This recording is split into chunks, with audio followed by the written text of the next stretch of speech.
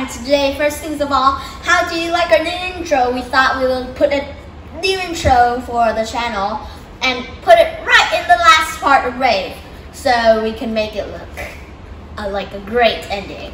And give a like if you like that video, as well as this video you'll be watching. Okay, Rave chapter 10, which is the last chapter in the book. Also, one of the longest chapters in the book with 42 pages, or 40, around that. This is a chapter with a lot of content, a lot more content than you think for the last chapter, and let's start on it. So, after that, Jensen decided to think himself through and decided to ask his friends in the homeroom how did the petition go, and they just answered the principal will review in a timely manner, and they thought it would be an untimely manner and they would just review it. And then after that, the principal made an announcement about having a questionnaire form, and they will have about the dress codes, and they will put the dress codes under immediate review after the petition. And after that, there was some text from Felicity, who got suspended, about that she is actually going to come back to school the next day because the school decided to lift the suspension. After that, everyone was really happy, and everyone was like, Felicity, welcome back! But Felicity coming back actually had a lot of things coming after that.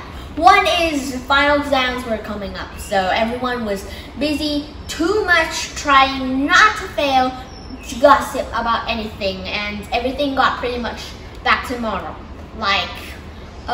There was a lot of math homework, math clearing is starting to be more harder, and Foster and Yannick got to normal, which means they were bullying him again. Actually, they didn't just get normal, they got worse. Jensen used to get to avoid them, but now it's like they're everywhere. In the hallways, after classes, or even in the cafeteria. And Jenny and Keela was like, you should report them, Jensen. It's not tattletaling, if you see two venomous snakes, you should report them to the pest control or something. And Akila also recommended him that he might try to say to Foster and Yannick to stop bullying him. It hurts him and it makes his life really bad. And he did, and tried that the next day after math tutoring, and it kind of worked. Yannick was like, oh, please stop. He tried mocking him and threw his glasses around while Foster was he was a bit turned back and was a bit shocked also, and he was like, no, let's just go back or something like that, until Yannick decided to throw his glasses back to Jensen, which Jensen didn't catch, and it broke. So, and then after that, Jenny, Akila, and Philippe came out with their cameras and they were recording the whole thing because they were trying to get bullying evidence and trying to get proof that Foster and Yannick were bullying people. In this case, it was Jensen. And now they had a bit of an argument until two teachers came in and was like, what is happening here? And then the situation was clear. And then after that, Foster and Yannick got suspended. And after the school, admin saw Akila and Jenny's social study on lizard brain, which we talked about in Brave Part 5 or Part 4, I'm not sure. And then after they saw Foster and Yannick's video, they freaked out and put out a bullying awareness society where they decided to send a psychologist, do some empathy building exercises and trustworthy building workshops, which in the end worked because Jensen got better with his art friends. He had a seat, people didn't bully him anymore, and he thought middle school was getting easier, and he starts to see it. The lizard brain things that Jenny and Keela talked about, culture of isolation, actions built brick by brick, bullying, and how things change over time, like they said. And he thought like everyone was like moving one victory, one at a time.